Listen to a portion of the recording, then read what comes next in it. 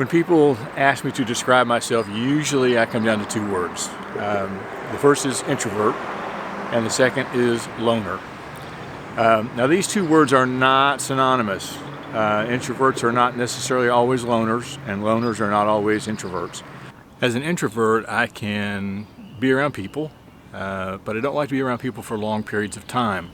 I get weary easily, mentally, physically, emotionally weary when I am around people for too long. So as a student who has to be in a classroom of 20 or 30 kids, 90 minutes, followed by a hallway of 1,000 kids for 5 minutes, followed by another class of 20 to 30 kids for 90 minutes. By the time the day is done, by the time I've reached third or fourth block of the day in high school, I am exhausted. I am mentally and emotionally spent, and I am not going to be good in that classroom. Being a loner, on the other hand, is an entirely different kettle of fish, and it is probably why I am best known for the phrase, I hate people. If I come into a room, I'm going to immediately scout out the least amount of people in an area where I can go stand and look like I'm engaged, but still remain separate and apart from everybody in the room. I don't do conversation, chit-chat easily with people I don't know. So I am one of those people who will show up early in order to scout out the exact correct possible spot for me to be the most comfortable in a crowd of people. I was a pretty outgoing kid through elementary school, kindergarten through 6th grade. I went to the same school. In the 7th grade, I had to go to a school about 5 blocks away, and I started school not knowing anybody I had gone to elementary school with. Nobody was in my classes. Christmas of that year, we moved to a new town, so I spent the second half of 7th grade in another junior high school where I knew absolutely no one. The year after that, a new junior high opened up in the town we were in, and I went to 8th grade in another new school. And then in the 10th grade, we moved, and I went to a private school where the graduating class was about 23. And so in 11th grade, I moved back to my parents' hometown in Wynne, Arkansas, and they had sort of a caste system in their high school.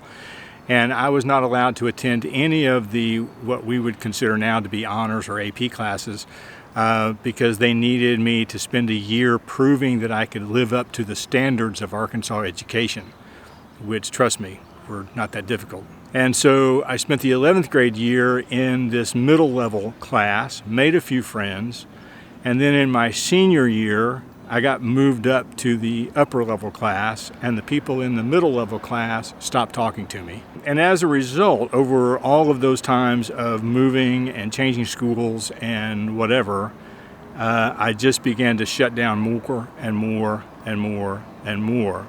As a loner, I never liked group work in class. That is to say, if you put me in a group to work, I would probably look disengaged because I would be quiet, I would not talk much, I would be absorbing what everybody else said and sort of doing my own thing. But if you put me in a group and you gave me an assignment, if you told me I was going to be the leader, I would lead. If you told me I was going to be the note taker, I would take notes. If you told me I was going to be the presenter, I would present. So it was better for me as a loner and as an introvert to know exactly what my role was in that group. And it's one of the reasons I think why in PD, even as an adult, when somebody leading a PD session has us all stand up and get in groups of 3 or 4 and talk to complete strangers about, something of very little interest to any of us,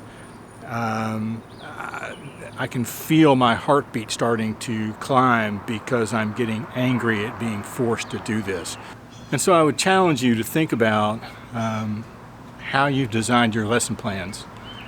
Have you thought about a student like me, someone who is relatively intelligent, likes school, but is withdrawn, a loner, who is going to feel tired and worn out by the end of the day because I haven't had any time to myself whatsoever, who prefers a particular seating pattern above others in the room, and who needs some specific direction when you assign group work? What are you doing for me in your classroom?